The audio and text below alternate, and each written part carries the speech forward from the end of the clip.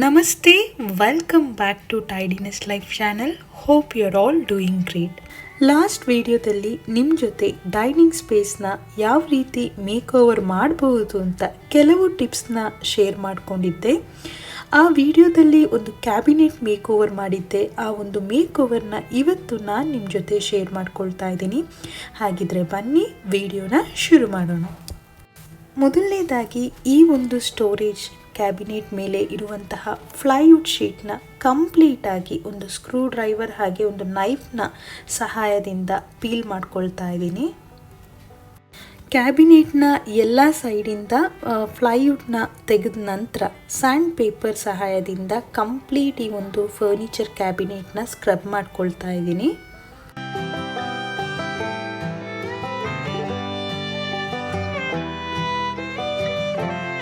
ಈಗ ಕ್ಯಾಬಿನೆಟ್ ಮೇಲ್ಗಡೆ ನಾನು ಕಂಪ್ಲೀಟ್ ಫೆವಿಕಾಲ್ನ ಹಾಕಿ ಟೈಲ್ಸ್ನ ಅದರ ಮೇಲೆ ಸ್ಟಿಕ್ ಮಾಡ್ತಾ ಇದ್ದೀನಿ. ಈ ಒಂದು ಸೆರಾಮಿಕ್ ಟೈಲ್ಸ್ನ ನಾನು ಅಮೆಝಾನಿಂದ ಆರ್ಡರ್ ಮಾಡಿರುವಂಥದ್ದು. 6x6 ಇದರ ಸೈಜ್. ನನ್ನ ಈ ಒಂದು ಸ್ಟೋರೇಜ್ ಡೈಮೆನ್ಷನ್ ಬಂದು 16.5 ವಿಡ್ತ್ ಹಾಗೆಯೇ ಲೆಂತ್ 15 ಇತ್ತು. ಹಾಗಾಗಿ ಒಂದು ಗೆಸ್ನಲ್ಲಿ ಈ ಒಂದು ಸೆರಾಮಿಕ್ ಟೈಲ್ಸ್ನ ನಾನು ಆನ್ಲೈನಲ್ಲಿ ಪರ್ಚೇಸ್ ಮಾಡಿದೆ. But thank god perfect size ನನಗೆ ಸಿಕ್ತು ಅಂತ ಹೇಳ್ಬೋದು. ಈ ಒಂದು ಸೆರಾಮಿಕ್ ಟೈಲ್ಸ್ನ ಸ್ಟಿಕ್ ಮಾಡಲಿಕ್ಕೆ ನಾನು ನಾರ್ಮಲ್ ಫೆವಿಕಲ್ ಗ್ಲೂನೇ ಯೂಸ್ ಮಾಡಿದ್ದೀನಿ. ಸೆರಾಮಿಕ್ ಟೈಲ್ಸ್ಗೆ ಅಂತಲೇ ಒಂದು ಪರ್ಟಿಕ್ಯುಲರ್ ಗ್ಲೂ ಬರುತ್ತೆ, ಆದರೆ ನಾನು ಅದನ್ನ ಇಲ್ಲಿ ಯೂಸ್ ಮಾಡಿಲ್ಲ. ಆದರೆ ಇಲ್ಲಿ ನಾನು ಜಾಸ್ತಿ ಫೆವಿಕಾಲ್ ಗ್ಲೂನ ಯೂಸ್ ಮಾಡಿದ್ದೀನಿ. ಎಲ್ಲೂ ಕೂಡ ಒಂದಿಷ್ಟು ಗ್ಯಾಪ್ ಬಿಡದೆ ಚೆನ್ನಾಗಿ ನೀಟಾಗಿ ಸ್ಪ್ರೆಡ್ ಮಾಡಿದ್ದೀನಿ ಗ್ಲೂನ. ಜಸ್ಟ್ ಕ್ಯಾಬಿನೆಟ್ಗೆ ಮಾತ್ರ ಗ್ಲೂನ ಹಚ್ಚಬೇಡಿ, even ceramic tiles back side ಕೂಡ ಗ್ಲೂನ ಹಚ್ಚಿ, ಆವಾಗ ನೀಟಾಗಿ ಸ್ಟಿಕ್ ಆಗುತ್ತೆ. ಈ ಒಂದು ಮೇಕ್ ಓವರ್ ಮಾಡುವಾಗ ನಾನು ತುಂಬ ಎಕ್ಸೈಟ್ಮೆಂಟ್ನಲ್ಲಿದ್ದೆ, ಯಾವ ರೀತಿ ಈ ಒಂದು ಮೇಕ್ ಓವರ್ ಬರಬಹುದು ಅಂತ. ಬಟ್ ನಾನು ಅಂದ್ಕೊಂಡ ಹಾಗೆ ನೀಟಾಗೆ ಬಂತು. ನನ್ನ ಒಂದು ಎಕ್ಸ್ಪೆಕ್ಟೇಷನ್ ರೀಚ್ ಆಯಿತು ಅಂತಲೇ ಹೇಳಬಹುದು.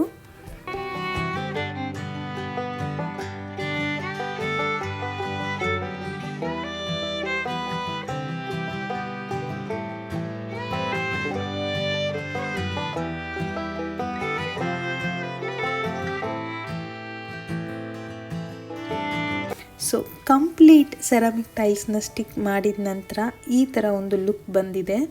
ತುಂಬ ಬ್ಯೂಟಿಫುಲ್ ಆದಂತಹ ಲುಕ್ ಅಂತಲೇ ಹೇಳ್ಬೋದು. ನಾನು ಏನು ಗಮ್ ಇದಕ್ಕೆ ಯೂಸ್ ಮಾಡಿದ್ದೆ ಆ ಗಮ್ ಕೂಡ ನೀಟಾಗಿ ಸ್ಟಿಕ್ ಆಗಿದೆ, ಎಲ್ಲೂ ಕೂಡ ಒಂದು ಗ್ಯಾಪ್ ಬಂದಿಲ್ಲ. ಈಗ ಕ್ಯಾಬಿನೆಟ್ ಸೈಡ್ಸ್ಗೆ ಈ ಒಂದು ವಾಲ್ಪೇಪರ್ನ ಪರ್ಚೇಸ್ ಮಾಡಿದ್ದೀನಿ. ನನಗೆ ಆ್ಯಕ್ಚುಲಿ ಟೀಲ್ ಬ್ಲೂ ಕಲರ್ನಲ್ಲಿ ವಾಲ್ಪೇಪರ್ ಬೇಕಾಗಿತ್ತು, ಬಟ್ ಆ ಒಂದು ಕಲರ್ ನನಗೆ ಸಿಗಲಿಲ್ಲ. ಹಾಗಾಗಿ ಬ್ಲೂನಲ್ಲಿ ತುಂಬ ಲೈಟ್ ಕಲರ್ ಆಗಿರುವಂತಹ ಈ ಒಂದು ವಾಲ್ಪೇಪರ್ನ ನಾನು ಸೆಲೆಕ್ಟ್ ಮಾಡ್ಕೊಂಡಿದ್ದೀನಿ. ಕ್ಯಾಬಿನೆಟ್ ಡೈಮೆನ್ಷನ್ ಪ್ರಕಾರ ಈ ಒಂದು ಶೀಟ್ನ ನಾನಿವಾಗ ಕಟ್ ಮಾಡ್ಕೊಳ್ತಾ ಇದ್ದೀನಿ. ಕಟ್ ಮಾಡಿದ ನಂತರ ವಾಲ್ಪೇಪರ್ನ ಕ್ಯಾಬಿನೆಟ್ಗೆ ಸ್ಟಿಕ್ ಮಾಡ್ಕೊಳ್ತಾ ಇದ್ದೀನಿ. ಇಲ್ಲಿ ನಾನು ವಾಲ್ಪೇಪರ್ನ ಸ್ಟಿಕ್ ಮಾಡುವಾಗ ಎಲ್ಲೂ ಕೂಡ ವ್ರಿಂಕಲ್ಸ್ ಬರಬಾರ್ದು, ಹಾಗೆ ಎಲ್ಲೂ ಕೂಡ ವಾಲ್ಪೇಪರ್ ಹರಿಬಾರ್ದು ಅಂತ ಹೇಳಿ ಒಂದು ಕಾರ್ಡ್ನ ಯೂಸ್ ಮಾಡ್ತಾ ಇದ್ದೀನಿ. ಹಳೆಯದು ಯೂಸ್ ಮಾಡದೇ ಇರೋ ಯಾವುದೇ ಒಂದು ಕ್ರೆಡಿಟ್ ಕಾರ್ಡ್ ಅಥವಾ ಡೆಬಿಟ್ ಕಾರ್ಡ್ನ ಯೂಸ್ ಮಾಡ್ಬೋದು. ಅದಿಲ್ಲ ಅಂದರೆ ಈ ಥರ ಒಂದು ಮೈಕ್ರೋ ಫೈಬರ್ ಕ್ಲಾತ್ ಬರುತ್ತಲ್ಲ, ಅದನ್ನು ಕೂಡ ನೀವು ಯೂಸ್ ಮಾಡಬಹುದು. ನೆಕ್ಸ್ಟ್ ನಾನು ಸ್ಟೋರೇಜ್ ಕ್ಯಾಬಿನೆಟ್ ಮೇನ್ ಡೋರ್ ಮತ್ತು ಡ್ರಾಯರ್ಗೆ ಈ ಒಂದು ವಾಲ್ಪೇಪರ್ನ ಆರ್ಡರ್ ಮಾಡಿದ್ದೀನಿ. ವಾಲ್ಪೇಪರ್ನ ಸೆಲೆಕ್ಟ್ ಮಾಡುವಾಗ ತುಂಬಾ ಕನ್ಫ್ಯೂಷನ್ ಇತ್ತು, ಅದರ ಕ್ವಾಲಿಟಿ ಯಾವ ರೀತಿ ಇರ್ಬೋದು ಅಥವಾ ಗ್ಲೂ ಯಾವ ರೀತಿ ಇರ್ಬೋದು ಅಂತ. ಬಟ್ ಈ ಒಂದು ವಾಲ್ಪೇಪರ್ ಟೆಕ್ಸ್ಚರ್ ಆಗಿರ್ಬೋದು ಹಾಗೆ ಅದರ ಗ್ಲೂ ತುಂಬಾ ಚೆನ್ನಾಗಿದೆ ಅಂತ ಹೇಳ್ಬೋದು. ಕಂಪ್ಲೀಟಾಗಿ ಈ ಒಂದು ವಾಲ್ಪೇಪರ್ ನನಗೆ ಸ್ಯಾಟಿಸ್ಫೈಡ್ ಅಂತ ಹೇಳ್ಬೋದು. ನೀವೇನಾದರೂ ವಾಲ್ಪೇಪರ್ನ ಪರ್ಚೇಸ್ ಮಾಡಬೇಕು ಅಂತ ಅಂದ್ಕೊಂಡಿದ್ರೆ ನಾನು ಮಸ್ಟ್ ಬೈ ಪ್ರಾಡಕ್ಟ್ ಅಂತಲೇ ಹೇಳ್ತೀನಿ. ಡೆಫಿನೆಟಾಗಿ ಈ ಪ್ರಾಡಕ್ಟ್ನ ನಿಮಗೆ ರೆಕಮೆಂಡ್ ಮಾಡ್ತೀನಿ. ನೆಕ್ಸ್ಟ್ ನಾನಿಲ್ಲಿ ಈ ಒಂದು ಡೋರ್ನ ಹಳೆ ನಾಬ್ ಏನಿತ್ತು ಆ ಹಳೆ ನಾಬ್ನ ಚೇಂಜ್ ಮಾಡ್ಕೊಳ್ತಾ ಇದ್ದೀನಿ. ಯಾಕಂದರೆ ವಾಲ್ಪೇಪರ್ ಹಾಕುವಾಗ ಅದರ ಪ್ರಕಾರ ಒಂದು ಚೆನ್ನಾಗಿರೋ ನಾಬ್ನ ಹಾಕೋಣ ಅಂತ ಹೇಳಿ ನಾನಿಲ್ಲಿ ಅದನ್ನ ಚೇಂಜ್ ಮಾಡ್ತಾ ಇದ್ದೀನಿ. ಹಳೆ ನಾಬ್ ನನಗೇನು ಅಷ್ಟು ಇಷ್ಟ ಇರಲಿಲ್ಲ, ಆವಾಗ ಆ ಒಂದು ಕ್ಯಾಬಿನೆಟ್ಗೆ ಆ ನಾಬ್ ಇರಲಿ ಅಂತ ಹಾಗೆ ಬಿಟ್ಟಿದ್ದೆ. ಬಟ್ ಇವಾಗ ಚೇಂಜ್ ಮಾಡೋಣ ಅಂತ ಹೇಳಿ ಇದನ್ನ ನಾನು ಇವಾಗ ಚೇಂಜ್ ಮಾಡ್ಕೊಳ್ತಾ ಇದ್ದೀನಿ. ನೆಕ್ಸ್ಟ್ ನಾನು ಸ್ಟೋರೇಜ್ ಡ್ರಾಯರ್ನ ಎಕ್ಸಾಕ್ಟ್ ಮೆಷರಿಂಗ್ ಟೇಪ್ ಸಹಾಯದಿಂದ ತಗೊಂಡು ಇದನ್ನು ಇವಾಗ ಕಟ್ ಮಾಡಿ ಡ್ರಾಯರ್ ಹಾಗೆಯೇ ಆ ಡೋರ್ಗೆ ಎರಡಕ್ಕೂ ಕೂಡ ನಾನು ಕಂಪ್ಲೀಟಾಗಿ ಸ್ಟಿಕ್ ಮಾಡಿದ್ದೀನಿ. ಸ್ಟಿಕ್ ಮಾಡಿದ ವೀಡಿಯೋನೆಲ್ಲ ನಾನು ತೆಗೆದಿಲ್ಲ, ಸುಮ್ಮನೆ ಯಾಕೆ ಅದನ್ನೆಲ್ಲ ವೀಡಿಯೋ ಮಾಡಲಿ ಅಂತ ಹೇಳಿ ನಾನು ಮಾಡಿಲ್ಲ ಅಷ್ಟೇ. ಇವಾಗ ನಾನು ಏನು ಮಾಡ್ತಾ ಇದ್ದೀನಿ ಅಂತ ಹೇಳಿದರೆ, ಬ್ಲೂ ಕಲರ್ ವಾಲ್ಪೇಪರ್ನ ನಾನು ಸೈಡ್ಸ್ಗೆ ಸ್ಟಿಕ್ ಮಾಡಿದ್ನಲ್ಲ, ಆ ಒಂದು ಬ್ಲೂ ವಾಲ್ಪೇಪರ್ ಕೆಳಗಡೆ ನಾನಿವಾಗ ಈ ಒಂದು ವಾಲ್ಪೇಪರ್ನ ಬಾರ್ಡರ್ ಆಗಿ ಕೊಡ್ತಾ ಇದ್ದೀನಿ. ನಂತರ ಸ್ಕೇಲ್ನ ಸಹಾಯದಿಂದ ಈ ಥರ ಒಂದು ಲೈನ್ನ ನಾನಿಲ್ಲಿ ಡ್ರಾ ಮಾಡಿದ್ದೀನಿ. ಈಗ ನಾನು ಕಂಪ್ಲೀಟ್ ಫ್ರೇಮ್ಗೆ ಈ ಥರ ಒಂದು ಬ್ಲೂ ಚಾಕ್ ಪೇಂಟ್ನ ಯೂಸ್ ಮಾಡ್ತಾ ಇದ್ದೀನಿ. ಚಾಕ್ ಪೇಂಟ್ನ ಯಾವಾಗಲೂ ಅಷ್ಟೇ ನೀವು ಯೂಸ್ ಮಾಡುವಾಗ ಒಂದು ಸ್ಪಾಂಜ್ ಡ್ಯಾಂಪರ್ ಸಹಾಯದಿಂದ ಅದನ್ನ ಅಪ್ಲೈ ಮಾಡ್ಕೊಳ್ಳಿ. ಇಲ್ಲ ಯಾವುದೇ ರೀತಿಯಾದಂತಹ ಬ್ರಷ್ನ ಇಲ್ಲಿ ಯೂಸ್ ಮಾಡ್ಕೊಳ್ಳೋಕೆ ಹೋಗಬೇಡಿ, ಯಾಕಂದರೆ ಫಿನಿಶಿಂಗ್ ಅಷ್ಟು ನೀಟಾಗಿ ಬರಲ್ಲ. ಹಾಗಾಗಿ ನಾನು ಏನು ಈ ಚಾಕ್ ಪೇಂಟ್ನ ಯೂಸ್ ಮಾಡ್ತಾ ಇದ್ದೀನಿ, ಈ ಒಂದು ಶೇಡ್ ಬಂದು ವಿಂಟೇಜ್ ಬ್ಲೂ ಶೇಡ್, ಕ್ರಾಫ್ಟ್ ಟ್ಯಾಂಜಲ್ ಅವರ ಬ್ರ್ಯಾಂಡ್ ಚಾಕ್ ಪೇಂಟ್. ಇದು ತುಂಬಾ ಚೆನ್ನಾಗಿದೆ ಇದ್ರ ಕ್ವಾಲಿಟಿ ಅಂತೂ.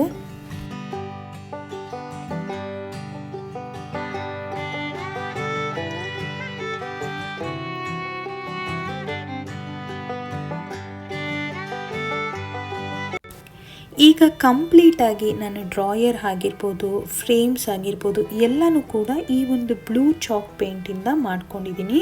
ಈಗ ನಾನು ನೆಕ್ಸ್ಟ್ ಏನು ಮಾಡ್ತಾ ಇದ್ದೀನಿ ಅಂತ ಹೇಳಿದರೆ, ಈ ಡ್ರಾಯರ್ಗೆ ನಾನಿವಾಗ ನಾನು ಏನು ಲೈಟ್ ಬ್ಲೂ ವಾಲ್ಪೇಪರ್ನ ಸ್ಟಿಕ್ ಮಾಡಿದ್ದೆ, ಆ ವಾಲ್ಪೇಪರ್ಗೆ ಇವಾಗ ಟೀಲ್ ಬ್ಲೂ ಚಾಕ್ ಪೇಂಟ್ನ ಯೂಸ್ ಮಾಡಿ ಕಂಪ್ಲೀಟಾಗಿ ನಾನು ಅಪ್ಲೈ ಮಾಡ್ಕೊಳ್ತಾ ಇದ್ದೀನಿ ಸ್ಪಾಂಜ್ ಡ್ಯಾಬರ್ ಸಹಾಯದಿಂದ. ನಿಮಗೆಲ್ಲ ಅನಿಸ್ಬೋದು, ಯಾಕೆ ನಾನು ವಾಲ್ಪೇಪರ್ನ ಸ್ಟಿಕ್ ಮಾಡಿ ಅದರ ಮೇಲೆ ಚಾಕ್ ಪೇಂಟ್ನ ಹಚ್ತಾ ಇದ್ದೀನಿ, ಅದ್ರ ಬದಲು ಡೈರೆಕ್ಟಾಗಿ ವುಡ್ ಮೇಲೆ ಪೇಂಟ್ ಮಾಡ್ಬೋದಿತ್ತಲ್ಲ ಅಂತ. ನಾನು ಕೂಡ ಮೇಕ್ ಓವರ್ ಮಾಡೋ ಮುಂಚೆ ಡೈರೆಕ್ಟಾಗಿ ವುಡ್ ಮೇಲೆ ಪೇಂಟ್ ಮಾಡೋಣ ಅಂತ ಅಂದ್ಕೊಂಡಿದ್ದೆ. ಬಟ್ ಯಾವಾಗ ನಾನು ಫ್ಲೈವುಡ್ ಶೀಟ್ನ ರಿಮೂವ್ ಮಾಡಿದೆ, ಆವಾಗಲೇ ನನಗೆ ಗೊತ್ತಾಗಿದ್ದು ವುಡ್ನಲ್ಲಿ ಗ್ಯಾಪ್ಸ್ ಇದೆ ಅಂತ. ಆ ಥರ ಇರುವಾಗ ನಾವು ಅದರ ಮೇಲೆ ಪೇಂಟ್ ಮಾಡೋಕ್ಕೆ ಆಗಲ್ಲ. ಹಾಗಾಗಿ ಈ ಥರ ವಾಲ್ಪೇಪರ್ನ ಸ್ಟಿಕ್ ಮಾಡಿ ಅದರ ಮೇಲೆ ನಾನು ಚಾಕ್ ಪೇಂಟ್ನ ಯೂಸ್ ಮಾಡ್ತಾ ಇದ್ದೀನಿ. ಈಗ ನಾನು ಈ ಟಿಂಟೆಡ್ ಗೋಲ್ಡನ್ ಕಲರ್ನ ಬೆರಳಿನ ಸಹಾಯದಿಂದ ಕಂಪ್ಲೀಟ್ ಫ್ರೇಮ್ಸ್ಗೆ ನಾನು ಹಚ್ತಾ ಇದ್ದೀನಿ. ಇವನ್ ನಾನು ಏನು ಸ್ಕೇಲ್ ಸಹಾಯದಿಂದ ಬಾರ್ಡರ್ನ ಮಾಡಿದ್ದೆ, ಆ ಬಾರ್ಡರ್ಸ್ಗೂ ಕೂಡ ಈ ಥರ ಟಿಂಟೆಡ್ ಗೋಲ್ಡ್ ಪೇಂಟ್ನೇ ಯೂಸ್ ಮಾಡ್ತಾ ಇದ್ದೀನಿ.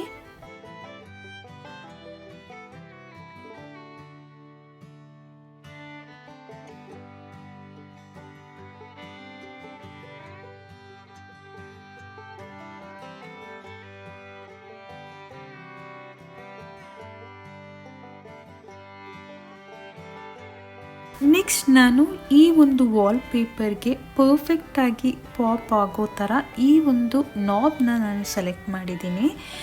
ಈ ನಾಬ್ ನನಗೆ ತುಂಬಾ ಇಷ್ಟ ಆಯಿತು. ಇದು ಸೆರಾಮಿಕ್ ನಾಬ್ ಆ್ಯಂಡ್ ಕಲರ್ ಕೂಡ ನನಗೆ ಇಷ್ಟ ಆಯಿತು. ಕ್ವಾಲಿಟಿ ಅಂತೂ ತುಂಬಾ ಚೆನ್ನಾಗಿದೆ ಅಂತ ಹೇಳ್ಬೋದು.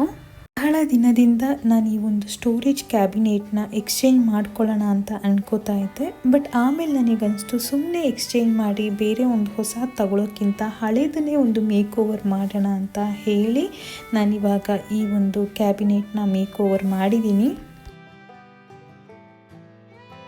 ನೆಕ್ಸ್ಟ್ ಡೆಕೋ ಮ್ಯಾಜಿಕ್ ಅವರ ವಾರ್ನಿಷ್ನ ತಗೊಂಡು ನಾನು ಕಂಪ್ಲೀಟ್ ಕ್ಯಾಬಿನೆಟ್ ಬ್ರಷ್ನ ಸಹಾಯದಿಂದ ಒಂದು ಕೋಟ್ ಅಪ್ಲೈ ಮಾಡಿದ್ದೀನಿ. ಫೈನಲಿ ಈ ಒಂದು ಕ್ಯಾಬಿನೆಟ್ ಮೇಕ್ ಓವರ್ ರೆಡಿ ಆಗಿದೆ. ಯಾವ ರೀತಿ ಈ ಒಂದು ಫೈನಲ್ ಮೇಕ್ ಓವರ್ ಲುಕ್ ಬಂದಿದೆ ಅಂತ ಹೇಳಿ ನಿಮ್ಮ ಅಭಿಪ್ರಾಯವನ್ನು ಕಮೆಂಟ್ ಮೂಲಕ ತಿಳಿಸಿ ಅಂತ ಹೇಳಕ್ಕೆ ಇಷ್ಟಪಡ್ತೀನಿ. ಈಗ ನಾನು ಈ ಒಂದು ಮಣ್ಣಿನ ಮಡಿಕೆಗೆ ಟೆರಕೋಟಾ ಕಲರ್ನ ಒಂದು ಕೋಟ್ನ ಹಾಕಿ ಅದು ಡ್ರೈ ಆದ ನಂತರ ಸುಮ್ಮನೆ ರ್ಯಾಂಡಮ್ ಆಗಿ ವೈಲ್ಡ್ ಫ್ಲವರ್ಸ್ನ ನಾನಿಲ್ಲಿ ಡ್ರಾ ಮಾಡ್ಕೊಳ್ತಾ ಇದ್ದೀನಿ.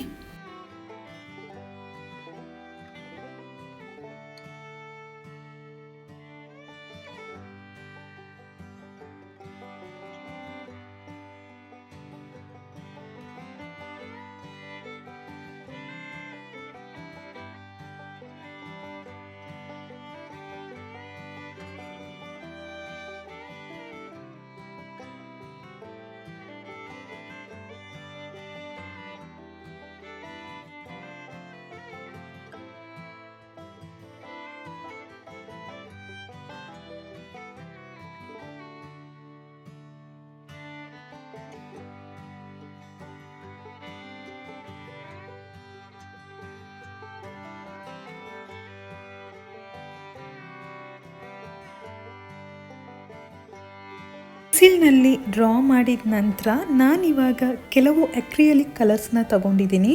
ಟೆರೋಕೋಟಾ ಕಲರ್ಗೆ ಯಾವ ಅಕ್ರಿಯಲಿಕ್ ಕಲರ್ ಚೆನ್ನಾಗಿ ಕಾಂಬಿನೇಷನಾಗಿ ಕಾಣುತ್ತೋ ಆ ಕಲರ್ನ ಸೆಲೆಕ್ಟ್ ಮಾಡಿಕೊಂಡು ಪೆನ್ಸಿಲಲ್ಲಿ ಡ್ರಾ ಮಾಡಿದಂತಹ ಫ್ಲವರ್ಸ್ನ ಇವಾಗ ಕಲರ್ಸ್ನಿಂದ ಫಿಲ್ ಮಾಡ್ಕೊಳ್ತಾ ಇದ್ದೀನಿ.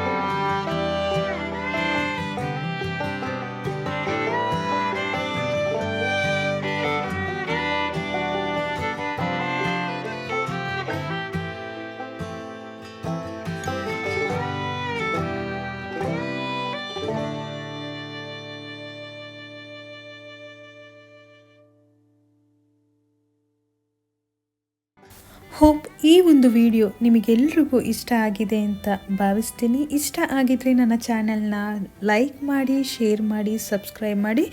ಮತ್ತೆ ನಿಮ್ಮನ್ನು ಮತ್ತೊಂದು ವಿಡಿಯೋದಲ್ಲಿ ಭೇಟಿಯಾಗ್ತೀನಿ ಅಂತ ಹೇಳ್ತಾ ಅಲ್ಲಿ ತನಕ ಬಾಯ್ ಬಾಯ್, ಸಿ ಯು, ಟೇಕ್ ಕೇರ್, ನಮಸ್ತೆ.